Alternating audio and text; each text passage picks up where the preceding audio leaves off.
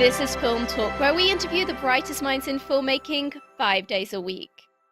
Do you need a great camera for your next shoot? You may want to consider the world's lightest handheld Super 35 digital film camera, Blackmagic's Ursa Mini 4.6K. The Ursa Mini boasts a 4.6K sensor, global shutter, and up to 15 stops of dynamic range. It's perfectly balanced for handheld use and comfortable enough to be used all day long. Scene 1, take 1. Film Talk Nation, we are greenlit for yet another great show. Vanessa Frank here, and I'm excited to bring you our featured guest today, Adam Hastings. Adam, are you ready for your close-up? I am ready. Thanks so much for having me, Vanessa. Appreciate it. Adam Hastings is the Vice President of Marketing and Distribution at PureFlix Entertainment, where he's managed campaigns for theatrical releases, including the box office hit God's Not Dead and the upcoming God's Not Dead 2. He's also the associate producer of films such as Do You Believe, starring Oscar winner Mira Sorvino and Golden Globe winner Sybil Shepherd, This Is Our Time, starring Oscar-nominated Eric Roberts, and The Book of Esther. Adam, it's an honor to have you on the show today. It's an honor to be here. Thank you so much. So I would love to start out our time today just learning a little bit about how you personally first got into the film industry. Sure. So about 5 years ago, I moved actually to Phoenix, Arizona to be closer to some family and friends, and I had some background in independent music and also in retail management. I worked for Sears for a couple of years and managed the appliance department at one of their retail stores. And entertainment was always a big part of my life. I loved music, had a huge passion and heart for it, and also enjoyed movies, and didn't really realize how much I enjoyed them until I started working for PureFlix. Yeah. So when I made it to Scottsdale, Arizona, I found PureFlix. Honestly, really by accident. It was a God thing. And my father at the time worked right next door to PureFlix. Really? And he said to me, yeah, he did. And he used to run into Russell Wolf in the hallways, and just came home one day and said, hey, Russell is looking for somebody, and you might want to try this place out. Yeah. And I said, I don't know a thing about movies. Everything that I've done is in music. So yeah. I don't know what I would do for them. But I went over there, and they actually ended up hiring me as an accountant and Really? and a front desk receptionist and a host of other things. We were shipping DVDs out of the back room, and there was three of us in the office, and just kind of trying to figure out how to make this thing work. And Russell Wolf, who unfortunately passed away this last summer, Yes. and also Michael Scott and David Ayer White totally took me under their wing and gave me the opportunity to figure out whatever I could and what was going on at PureFlix. So Wow, that's that's amazing because, it's well documented that there's been this incredible explosion over at PureFlix in the last year or two, with really you guys transitioning into pretty major theatrical releases. You had a huge hit with God's Not Dead that did, I believe, over $60 million in the box office. Yes. And which really set a precedent for you guys going into these really substantial theatrical releases. And so it kind of sounds like you just got really, really lucky with kind of getting in at the ground floor level and then just being part of this pretty meteoric rise in terms of in terms of PureFlix just growing at an exponential rate. Yeah, absolutely. I'm very blessed and very fortunate and very thankful for Russell and Michael and David, and just for them allowing me to be a part of the journey, and also just giving me the opportunity to be along for the ride. It's been unbelievably exciting. We had no idea what God was going to do through God's Not Dead and these other films, and it was really, really exciting and interesting to be a part of that process. So I have spoken with a number of producers that come from the same background as you. In many cases, they've had a really successful music career and then kind of saw the oncoming transition in the music industry and just said, you know what, it's time for me to move on because the model that we've been working for the last few decades isn't going to be working anymore. And a number of these guys have shared with me how a lot of the marketing experience that they had within the music industry really transitioned surprisingly well into the film industry. Do you feel, from your own experience, do you feel that that's the case? And kind of what are like the lessons that you've learned from the music industry from having that background that you found as now an executive at PureFlix is just really helpful to you? Yeah, absolutely. It's a great question.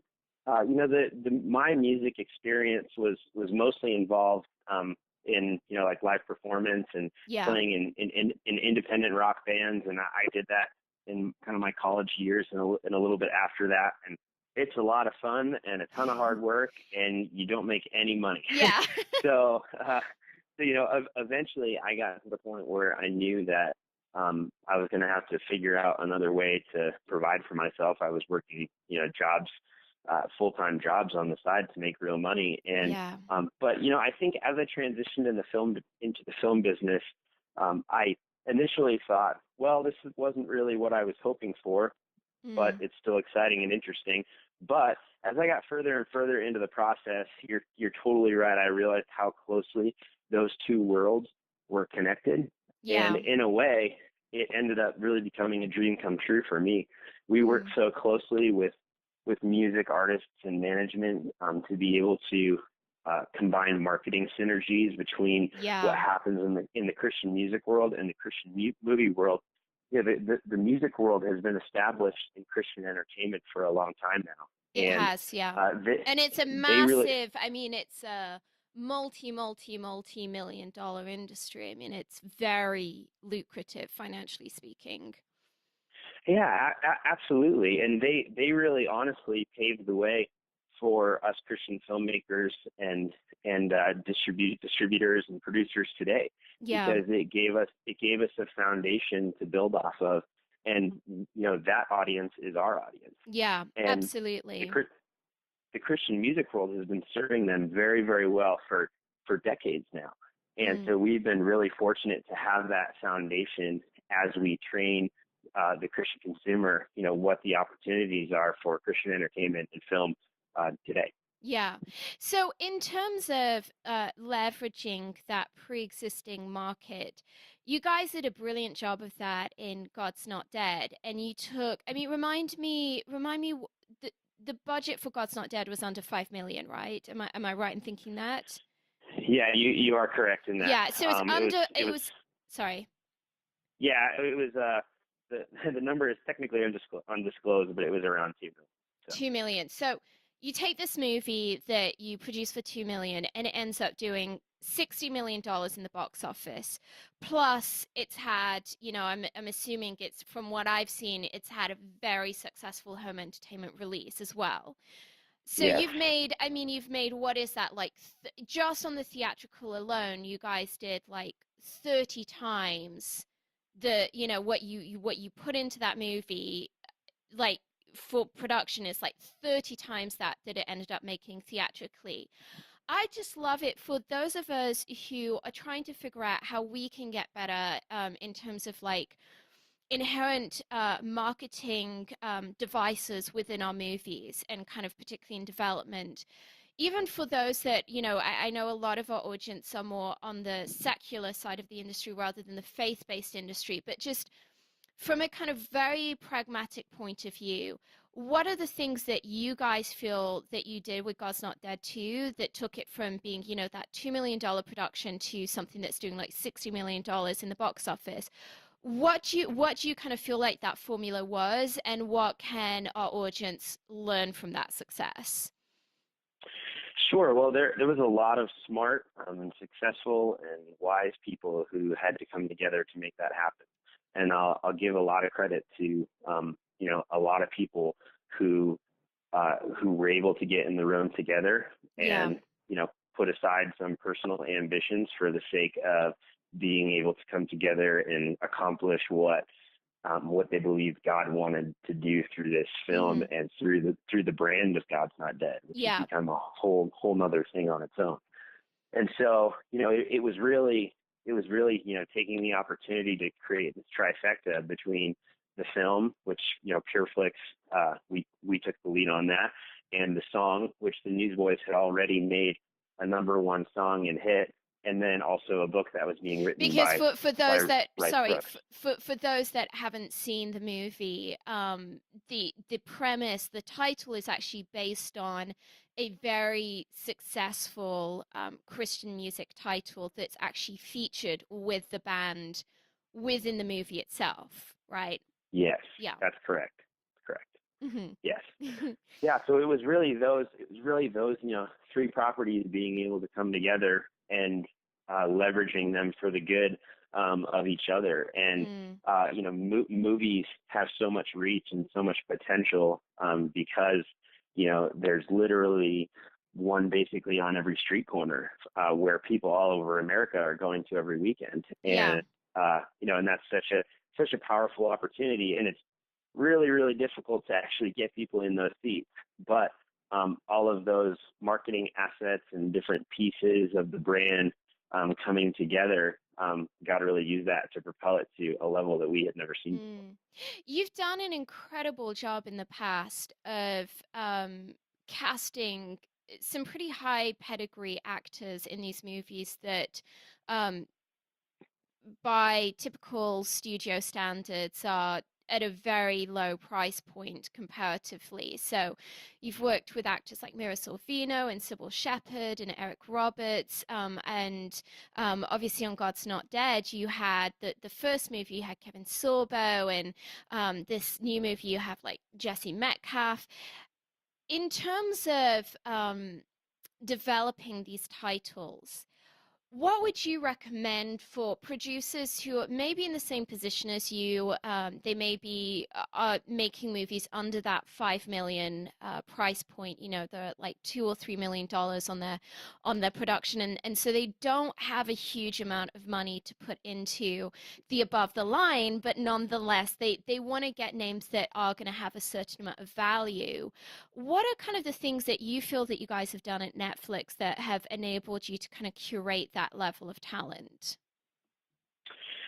Sure. We, a lot of it's been relationship, with different people over the years. And, David White, our managing partner, and he's an incredible actor himself, has, developed a lot of relationships over Yeah. the years just with his career. And, so, that attributes to some of it. And, and some of it's just finding the right people who believe in what we're doing and what we're trying to do. And lots of times, we're able to link arms with actors and talent who believe in the cause and want to march down the field. And maybe you don't have the budget that a studio would normally be able to pay to do that, but through those relationships and through the belief in that cause, we're just able to accomplish that together. Yeah. And it's such a crazy process, and so much heartache and time goes Yeah, into I would the casting imagine. process.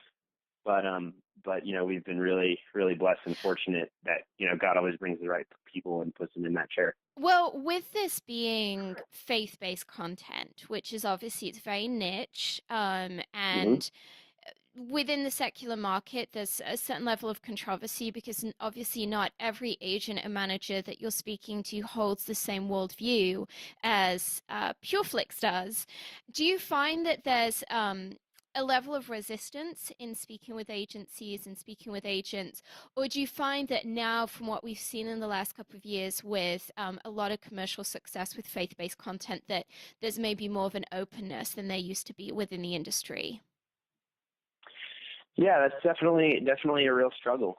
For us, it definitely was in the early days, and it's gotten easier, Yeah. as we've moved along in this process It's because, amazing you what a know, $60 million box office hit will do for yes, people's issues. Yes. absolutely, no doubt about that. And so that's been really fun, and we just love to take opportunities just to just to be able to serve, these actors in any way that we Yeah. possibly can. Sometimes they come on set and might think certain things about who we are or what we do or what we're going to be like, and they walk away totally changed or with hopefully with a different perception of Christians, Yeah. because we try to love them and treat them with as much respect as possible. I mean, And in terms of the actual deal that you're making with these actors, with it undeniably, these budgets being, when you're dealing with someone like Mira Sorvino, she's worked on some really big budget movies, and so mhm.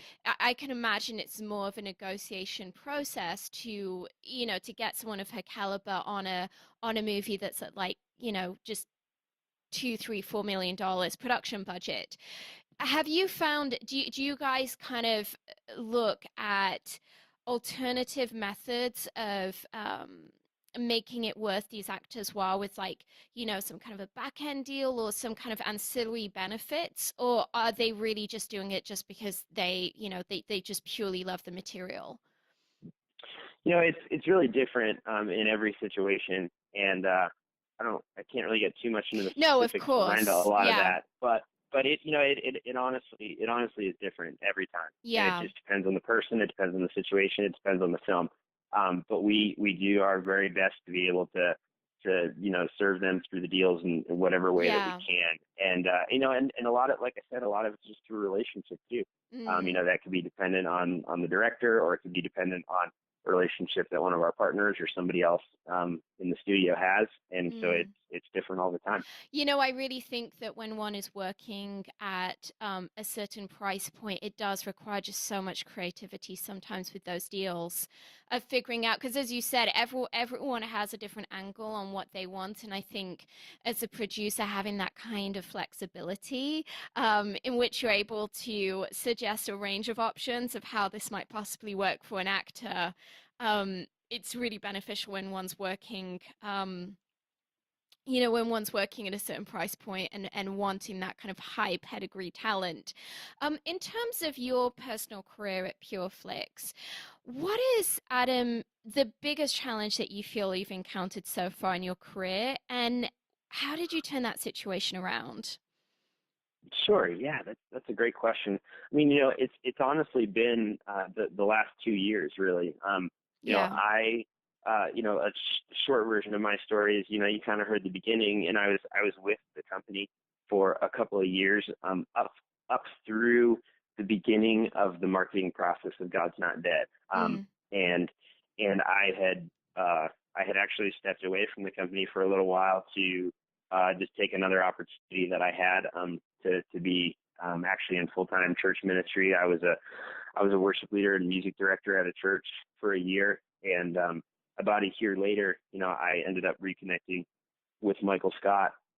We had kind of stayed in touch, but it was just honestly totally by accident, and we just got back together and both felt like it was time for To me come to come back. back as Yeah. the company was transitioning. And so when I stepped back into the role, we were totally changing as a company. We were Yeah. going from being a DVD and home entertainment distributor and production company to a full-fledged theatrical distribution company.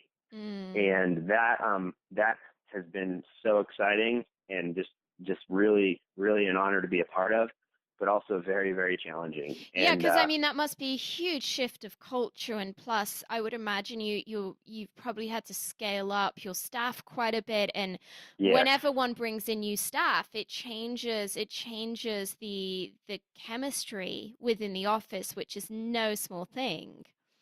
yes, absolutely. Yeah, we went from being in a very small and modest office space, in an office park, to having we're still modest and somewhat small, but we have been fortunate enough to have the resources to be able to expand in the way that we need to, and also just like I'm really thankful now with the team that we have in place. We just have a lot of really really smart guys and experienced guys, on kind of both sides of the fence, guys that really know and understand, distribution and production and, kind of the Hollywood, if you will, side of the Yeah. industry. And then a lot of guys that understand the other side of the fence, which is ministry and relationships, and that's so important to what we do because grassroots marketing is so Oh, important I to these mean, films.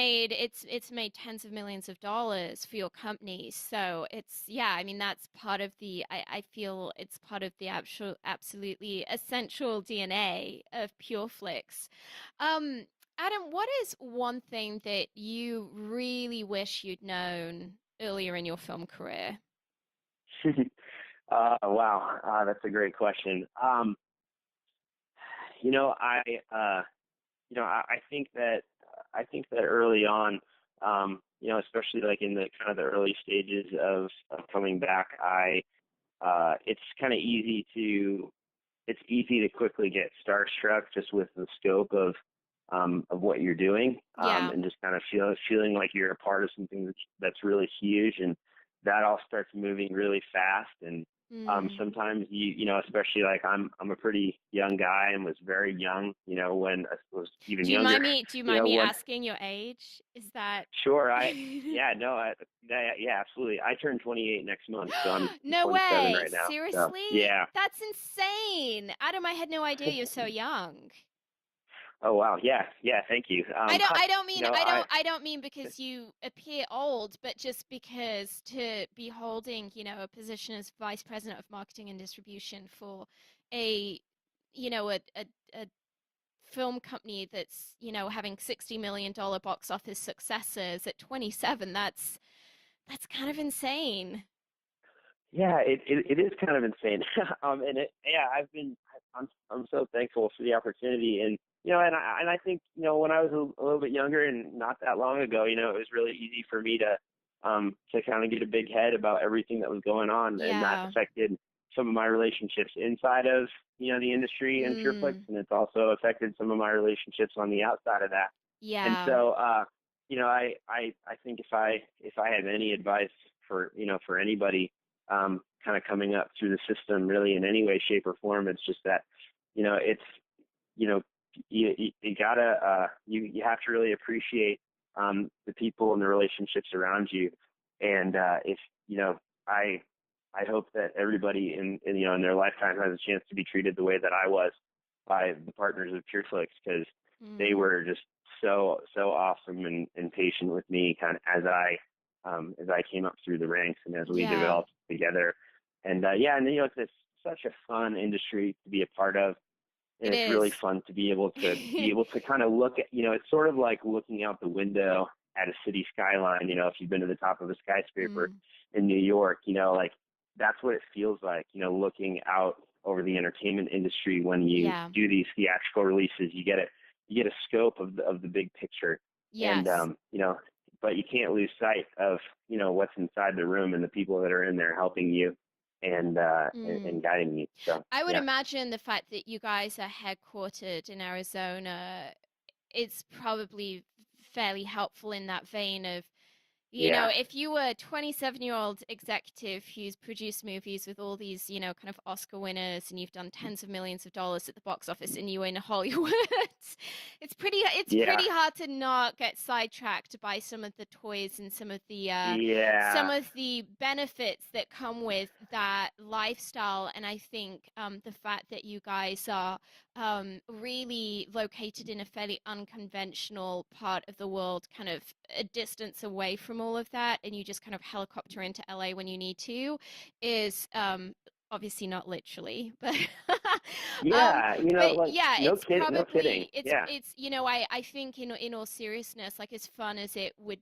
be for you to kind of be living that lifestyle in LA, it's probably a big part of what's just keeping your feet on the ground at such a very young age.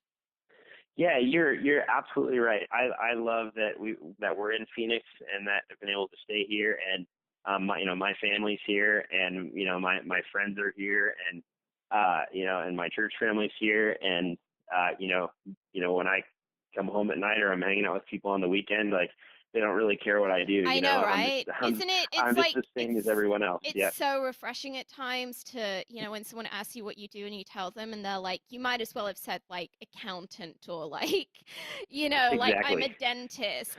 Not that there's anything wrong with those professions, but it's not that kind of like, oh my gosh, kind of response that you get if you're someone like LA or New York and you tell people like the caliber of talent that you're working with, it's just eh, in, I think somewhere like Arizona, people don't, the community that you're in don't have any vested interest in like sucking up to you because it's not the realm of work that they're in themselves. So, Yeah, um, absolutely. It's really nice actually to be kind of hidden away, and and we're in a great spot 'cause it's really easy to get to LA if we need to be there, and it's also really easy for me to get to Nashville, which we talked earlier about the yeah. Christian music industry and people that have transitioned out of that, and I spend a lot of time in Nashville, and as you know, it's I think it's a magical city and Well, and culture, plus it's where and most of the faith-based marketing agencies are. So it's really, yeah, if one's working within on the faith-based side of the market, it's like Nashville is almost as important as LA in a lot of ways. Um, Adam, in terms of kind of the evolution of the industry, I just love to have a bit of a chat with you about this new season that you guys are having at PureFlix. So I think it was maybe, oh gosh, a bit over a year ago that I first heard that, oh, PureFlix is going to be launching this online platform that's kind of like sure, Netflix, but for faith-based content. And sure, I'll be honest, when I first heard this, I was a little skeptical just because I'm thinking, honestly, I'm not convinced that there's enough content in the market to kind of make it viable. Just when you go to Netflix and it's like tens of thousands of movies, and there's a question of when you're working in a niche market, there being an upper limitation on maybe how much quality content one can get. And then my other question was just thinking like, wow, and I kind of wonder whether even within that kind of niche faith-based market people are going to go for a service like that just because they're already paying their like $8 or whatever it is a month to Netflix, and so they kind of already have that quadrant of their life spoken for, and to be you do get actually quite a bit of faith-based content on that platform. So for me it was kind of one of those things where I was like, I can see that this makes sense for PureFlix in some ways because the DVD retail model for faith-based entertainment has really been on a massive decline in the last couple of years. So I get that this transition to VOD makes sense, but I really was kind of like waiting with bated breath to see what the actual whether the market would actually respond to with their dollars to this. And I was really fascinated when, like a couple months ago, I was chatting with you about this, and you were just saying to me that you guys had not only hit your targets, but like were like significantly far beyond even where you were hoping to be at this point in that deployment. So I just love it if you could share with us a little bit about like that model, what you're doing with it, and kind of the success that you guys have found with that new VOD platform.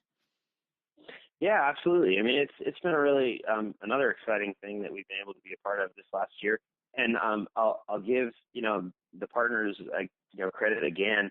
They've always kind of known when it's been the right time and have had a gut about making shifts in distribution when we need Because to I do mean, that. like you Because guys, you guys went so radical with this that I know that whereas beforehand, if one as an independent film producer had a faith-based movie that did not have a distributor yet, one could go to PureFlix, and if you guys like the content, you acted as the distributor to for yeah, that.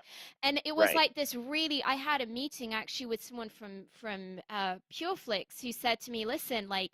That model that's been working for us for years and years and years and years, we're completely stopping it. Like basically from now on out, the only movies that we are going to be distributing on DVD into retail stores will be our own. We will not be doing that for anyone else's, content. And we will just be doing like a handful of like tentpole theatrical releases of our own movies. Everything else, like everything that third parties brings to us, is purely going to be VOD. Which I had that moment where I was like, oh my gosh, like that's huge because this is what you guys have been doing for like I don't even know how many years. yeah. Yeah, it's true. It's actually really exciting because I was bummed when that shift happened. Yeah. That Well, shift it was happened so probably. risky. I was like, honestly, these guys might lose their entire business. Like, I genuinely was like, Yeah, this is only going to go one way or the other. yeah, and that was definitely a risk that we had to take. I think it was May of 2015 when we Yeah. decided that we were going to stop that model. We knew that the pureflix.com thing, was taking off and that it was taking off fast, but we weren't sure if that was going to work. So the exciting thing was that we made a drastic shift in our business model by going away from distributing DVD and smaller budget productions, but we also were really lucky to be able to kind of get that wheel going again about 6 months later, because as soon as pureflix.com took off, we realized that we needed the content and we needed it fast. So, Yeah. while we had to shift the way that we do that, but in some ways we're doing the same thing that we always did, which was just be able to provide a platform for the independent Mm. content and the independent producer. Yeah. And it might be it's a different way of doing things, and you know the revenue models are constantly changing, and so producers have to adapt how they're doing that. I mean, I'm But thinking this must have been a huge shock for a lot of people that in the past had bought quite a bit of content to you guys, just suddenly being like, oh, there's no DVD projections anymore. Like, we kind of don't know what this is going to do. And as you said, the model's completely different. I mean, that must have really been a few months there where it was relationally, it was pretty full on to kind of evolve people to being on board with what you were doing. yeah, we were really surprised, and grateful, that and it just it was confirmed right away that you called it kind of a niche audience, and I know why the Christian and faith-based audience is called the niche audience and Mm. the growing audience. But my boss Michael Scott always says that he said the Christian market is not a niche audience. I don't know the current stat, but there are tens of millions of Christians in the United States Yeah. alone. Yeah. That's a big audience and a big platform that has been underserved when it comes Mm. to this type of entertainment for a really, really, really long time. And Yeah. so we're sort of having to go through this process of retraining the consumer, how to consume media and what the options Yes. and opportunities are. But that's been going really well. Yeah, and I'd love it if you could share. I know you can't give like specific figures, but just to kind of to give us an idea of how that online platform has been performing for you guys. Sure, yeah, like so to be honest with you, we don't share the actual numbers No, of course, I of wouldn't of expect you to. subscribers. Yeah. But I'll tell you that we had really aggressive projections, and we, like you said, we were able to blow them out of the water very quickly, and so it's very quickly become a model uh, that is stable and Mm. attainable, and it's in a position where it can grow very drastically, we Yeah. think. And part of what we're doing to give that opportunity and expand that in the future is going to be original programming, and we're in development right now on several episodic series, Mm. very similar to like what you see Netflix and HBO Well, do. I mean, this is the And thing that I was thinking, like like PureFlix is going to have to start creating original content just because the reality is that there's a certain limitation to how much content is being kicked out that fits the criteria that you guys have in terms of tone and style and theme and values and I can see that particularly as your financial model consolidates and you then have that security of knowing, hey, every month we're going to be getting on average X amount of revenue in from this recurrent subscription model.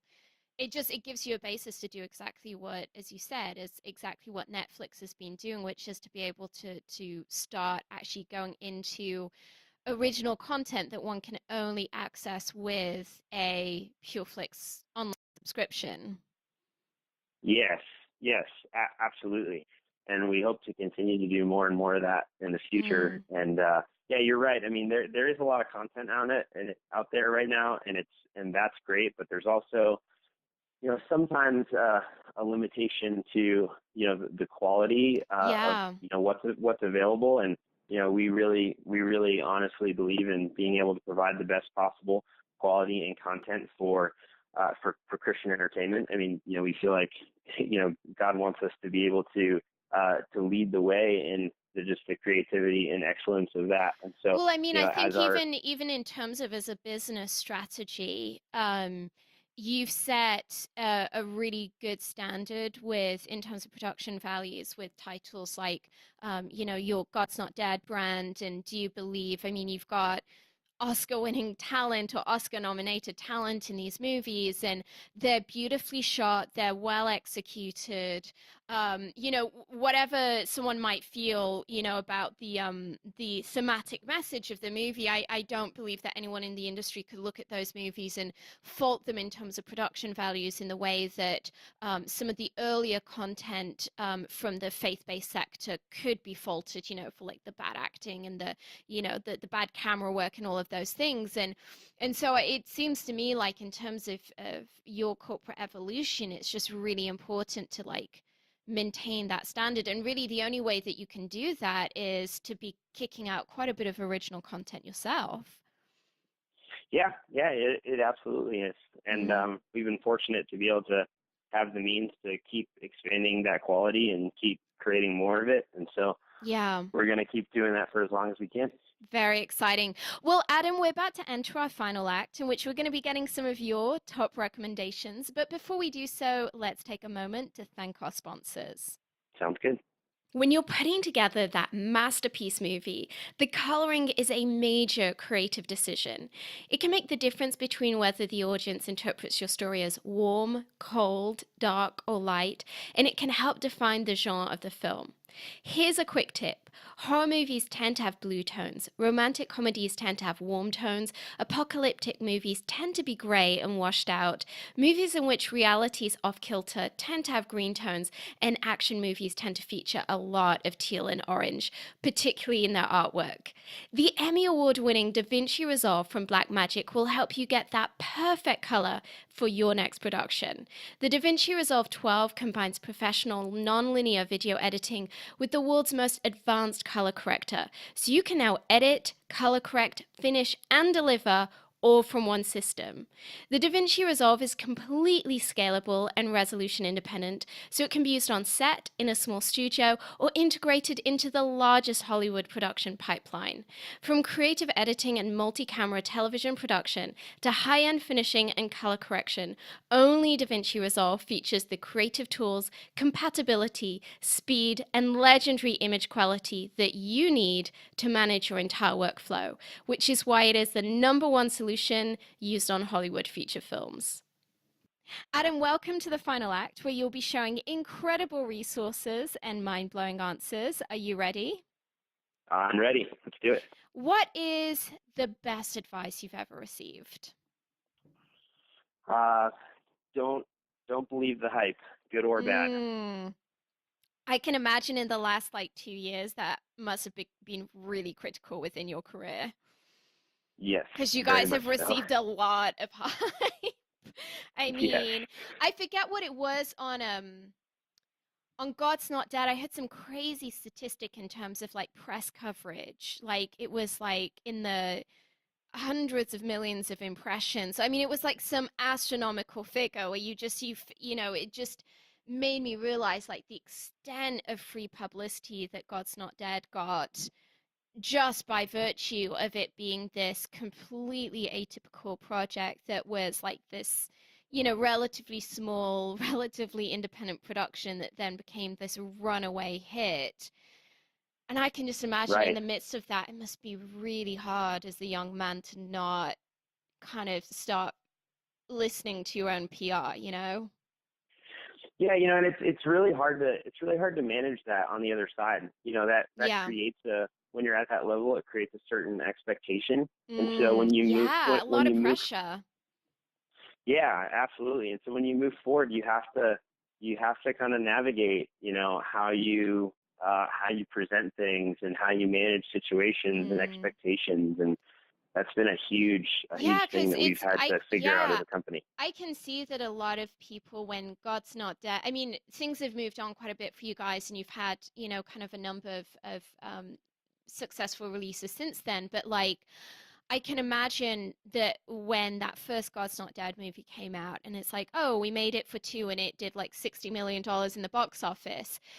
I think a lot, candidly, I think a lot of people are looking at it like, yeah, well, let's just wait to see whether this was a fluke, because it happens, it does happen that people like have one breakout hit and then that's it, or whether this is actually a pattern because this company has evolved and is genuinely reaching sustainable new heights. And I can imagine between like the pressure of that and then on top of that you dealing with like investors who are now imagining that, hey, this is a license to print money and we are expecting that every movie that we make for $2 million is going to do like $60 million in the box office. That's a lot of voices in your head. Yeah, it is. It is. And yeah, it's been difficult for us as a company and also me personally. Yeah. I've had to kind of learn to ride the wave, and Yeah. you have to be able to wake up on Monday morning, whether you've had a really successful weekend or a not so successful one, Mm. and be able to kind of just control all the emotions that come with that, Yeah. and move forward. So Yeah, I early on in my career, I had the privilege of working for a really successful distribution company that was operating both in home entertainment and theatrical. Obviously, this was long before the days of VOD, and I had the privilege of seeing over the course of a fairly extensive period of time what it looks like when you're having multiple theatrical releases a month and you're having all these home entertainment releases, and just seeing, I think it's harder for producers that maybe have like one release every couple of years, as opposed to when you work in when you're in the kind of the line of work where you're putting out lots and lots and lots of content into the market. You really get to see in practice that there's an element of this that no one can predict, that you might do everything right and the audience just for some reason that no one knows just doesn't turn up, or you do everything right and then that weekend there's like a terrorist attack or bad, a snowstorm or something yeah, of the sort yeah, that you've worked for 2 years, you couldn't have predicted this, and then it's kind of like by the time everyone the next weekend rolls around, it's now like your movie's old news. And I was amazed by the number of movies that we predicted would maybe be like, like we were hoping for like a mid-range hit, but then would end up doing like ridiculously well, and we didn't know why. And then we had other projects that, had maybe done really well at Sundance, or there'd been some huge buzz for it, and we were really excited and put our hearts and soul into it, and then they just didn't, for whatever reason, it just didn't do that well. And I kind of wish that like all filmmakers could have the experience of working for a large distributor like that, to just see for themselves that there's an element of it that is just luck, and there's an element of it that one can never predict. And I think what happens is that when filmmakers really start taking it too personally and start yes, there needs to be like a healthy evaluation, but when you start forgetting that there's an element of it that if the situation had been a little bit different, maybe the result would have been like incredibly different financially. I think when one loses sight of that, it can just put such an inertia and such a pressure and like such a sense of failure on someone that really doesn't belong to be there. And I think particularly that hits like filmmakers on like their first or second movie. sure, if you're like 7 or 8 movies in, then you're going to have some successes, some bombs, but overall it's like you've painted a picture for people of what you can do. But if that's like your right. first movie, that can just completely, I mean, I've had friends who've like dropped out of the industry because of something like that. Yeah, absolutely. Me too. Mm, You yeah. can't predict it or control it, and there's sort of like this, it's like for those of us that watched the TV show Lost back in the day, there Yeah. was like this respect that people had to have, like, for the island and like what it was and what the mystery was. And like Yeah, the film industry is kind of the same way. it Like you is. kind of have Without to the polar respect. bears. Exactly. You have to, yeah, exactly. You have to respect like the power and the mystery of Yeah, like kind of what's in there. And at the end of the day, you can do everything you know how to do really well and yeah, be responsible within that. But sometimes, you know, sometimes something crazy is going to happen, yeah, and it's just kind of the way absolutely. it is. Yeah. Absolutely, absolutely. I think it's why it's so important to really surround yourself with people who get that and have a grace for that. Because I mean, candidly, I've met so-called, like producers and investors who don't get that and who are so, I think it comes out of a fear. They're so fearful that, for them, the idea of, inherently filmmakers are artists, and yes, there's a business component, but I think the moment that we make it all about business and we forget that this artist has just the same amount of value inherently in their work, whether their movie for fluke reasons didn't work out too well financially or not. I think that we're stumping a lot of filmmakers earlier on in their careers because of that. But anyway, I will now get off my soapbox. um, I get it. I do. yes, I just as a filmmaker myself, it really gets my goat sometimes. But anyway, Adam, if you could recommend a single book for our listeners, maybe something that you have found really helpful to yourself in your own film career. And you're not allowed to say the Bible, by the way. Fair enough. Fair Yes. enough. Um, Yeah, after we finished God's Not Dead, somebody who, some people who I think you probably know, Barry Landis and Bill Reeves, who yes. they've been Great great partners guys. with us Amazing, in a amazing variety marketing of ways. experts. Yeah. Yeah, absolutely. And both at different agencies now that PureFlix works with and Mm. does a lot of great work with. But they actually gifted all of us a book called Creativity Inc., which is Mm-hmm. about kind of the ride of Disney Pixar and kind of what happened within the walls of that place after Toy Story. And Wow. uh, and that was a really fascinating read for Yeah. me. Going through that process, and Yeah. there's a lot of things about it that aren't applicable to what I do and what we do, but there was also just a lot of things about kind of managing success and Yeah. trying to Not breed letting it. creativity. Yeah.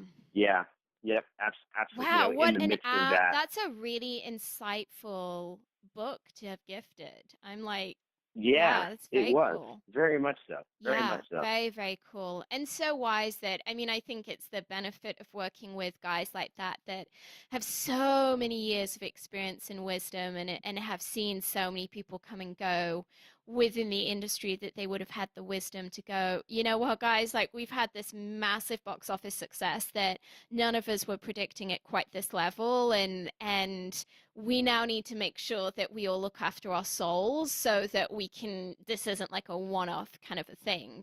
Because Right. I remember with Barry, I think it was probably the week of God's Not Dead's release, and I predicted to him this movie's gonna do, I think I might have said 60 million. And he was Mhm. at the time it was at like 25 million, and he's like, no, that he literally couldn't. He was like, no, I can't believe, like, that's just too much for me to even take on board. And I was like, I really think, like, I've been tracking this movie for a while, and I really think that's what it's gonna do. And he just couldn't even, for him that was like such a big thing to take on board that, yeah, and then it did. So I think it's hard to explain to people who weren't around that situation just how insane it was that this teeny tiny kind of like fairly independent movie would go on and do in the box office 30 times its production value is, I mean, that does not come along every day. Yeah, you're absolutely right. It was crazy. We didn't believe that was possible, and we were proved very, very wrong. So Yes. that was a nice surprise. I know, right? That's the surprise we all wish we would wake up to on a Monday morning. Um, Exactly. Adam, if you could recommend a movie to our listeners, maybe something that has really spoken to you as someone who works within the film industry, what would that movie be and why? That's a great question. There's a lot of films out there that I really love and are I consider favorites. I really this is sort of a little bit of a strange movie that I really appreciated. It was it was probably released back in, I think it was like '06 or '07, I want to say, and it was this Adam Brody movie called In the Land of Women, and Yeah. it had Meg Ryan and Kristen Stewart before she got huge on Twilight. Yeah, like I just loved that movie. It was, I mean, it didn't do well at the box office, and it wasn't like a cult hit or anything. Um, but Yeah. it just sort of had this heart to it that like portrayed an honest tension Mm. between the characters, and I like kind of there's, if you've seen the movie or if you go watch the movie, don't judge me for this, because the guy ends up caught in this weird web of a relationship between like a Yes. mom and a And a daughter, mom and a and daughter. Yeah. it sounds really strange, but it's not in this weird way. And but it sort of, it was just a, for me it's like a kind of just a great depiction of the tension that we find ourselves Mm. in like certain situations. Well, I think And especially, it was a really interesting kind of coming of age kind of a story. yeah, And I yeah, remember it was from a marketing standpoint, it was really amazing to see the amount of buzz that there was around Kristen Stewart, because at the time people didn't know really who she was, and it was like, oh, you need to check out this movie just to see the actress who plays Meg Ryan's daughter. And I just remember there being just so much buzz around that title for her performance. I think within the industry, it was kind of really the thing that maybe introduced her to a lot of people in terms of like their awareness of her as an actress. yeah, yeah, absolutely, Yeah. absolutely. So yeah, it just had this heart, like, to me, that I just loved, like kind of the emotional tension, and like you said, it's like a coming of age, and so Mm. you can, as like, and as like a creative, like in the entertainment industry, you're sort of like, you're kind of like always flirting with disaster Yeah. in some way, shape, or Constantly. form, and I just loved like Adam Brody's character and like Meg Ryan's character and Yeah. Kristen Stewart, how they were all doing that in their own way, and how those Mm. things intersected. And then like when you came out of it, it was like, oh man, like we all screwed up and we all made mistakes within this. Nobody handled it the right way, Yeah. but there was a beauty of who they were, like on the Yes. other side of that disaster, that was really encouraging to I me. love that this is the movie that you recommended. I was like thinking, oh, it's I was expecting something that was going to be like, I don't know, far more self-evident. So I'm really excited that you brought something completely left of field. Adam, if you could recommend a website or an app for our listeners, maybe something that's really helpful to your professional life as an executive, what would that be and why? Yeah, I'd say a couple of things. Like specifically, somebody recommended to me a couple of years ago that I subscribe to Fast Company and their e-blast that they send out every day, and it's just really like helpful tips for everyday, business life, and Yeah. also like practical life, like Mm. just ways to be better as a professional and Yeah. as an individual. And it's not usually specific to the entertainment industry. Sometimes it is, but I've really enjoyed that. It's been really helpful for me over Mm. the last couple of years. And so that's one thing. And then like on the other hand, like you just got to kind of read and pay attention when you're in this industry. And the more you read and kind of keep up with what's coming and what things are shifting and what things are changing, it'll make you better at your job and whatever you do Yeah. within this industry. And that takes some work and it takes a little bit of time. And it's not like never like there's not actually like one like golden website, that has all the hidden secrets, Yes. but you kind of have to dig around. But I just, that's been helpful to me as well. Mm. Cool. Well, Adam, it's time for the martini shot. What parting piece of guidance do you want to share with us? Yeah, I think that for me and us at PureFlix, it's just always been about being smart and level with resources and the way that you approach the different projects and things that you work on. And so it's lots of times, filmmakers and creatives feel this pressure to have like a smash hit like right out of the gate, Yeah. and like that's just not realistic. And nobody, the reality of it is those of us that have been involved in this industry for a while, like like nobody expects that. No. Nobody would expect that you could take like a 12-year-old playing like t-ball and like put him in the big leagues and have him hit a home run. Yeah. It's just not realistic, and it's the same thing for this industry. And so you just have to be patient and careful and smart with whatever resources you've been granted, and just like treat that with respect and be delicate. And and eventually, if you I heard somebody say, if you do the right things for a long and consistent period of time, you'll get where you want to be. And I think this industry, that's really what it's about, is doing the right things and being consistent. But it does take a long time. I think that's exceedingly wise. Well, that's a wrap, Film Talk Nation. In this industry, you're only as good as the people you know. And today you've been hanging out with Adam Hastings and myself. If you want to go the extra mile, head over to filmtalkpodcast.com and type Adam Hastings into the search bar. The show notes from today's show will appear along with everything we discuss, like Adam's recommended book and movie. Adam, we appreciate you sharing your priceless insight with us today. Film Talk Nation thanks you, and we'll see you on the red carpet. Thank you so much, Vanessa. Talk to you soon.